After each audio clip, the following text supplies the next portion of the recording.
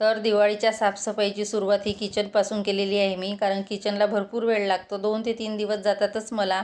तर काल पूर्ण रूम क्लीन करून घेतली. त्यानंतर दोन्ही रॅक घासून घेतल्या, कारण रॅकमधले भांडे हे आपल्याला रोजच्या आवश्यक असतात. त्यामुळे मी आधी रॅक घासून घेते त्यातील भांडे.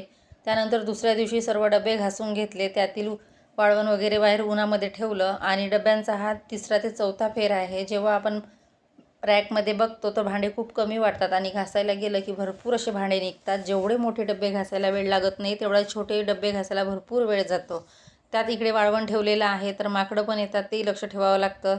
तर हा डब्यांचा 4था फेरा आहे माझा. आणि आता परत मला हे डबे लावायचे आहे. जे जे डबे सुकले त्यामध्ये मी सामान भरलेलं आहे आणि लावून दिलं, नाहीतर मग खाली खूप पसारा होतो आणि मग काहीच सुचत नाही. तर अशा पद्धतीने मी पूर्ण रूम सेट केली की परत तुम्हाला एकदा किचन टूर दाखवणार आहे. आणि काही भांडे बाहेरच आहेत. चला मग भेटूया नेक्स्ट व्हिडिओमध्ये. तोपर्यंत बाय बाय.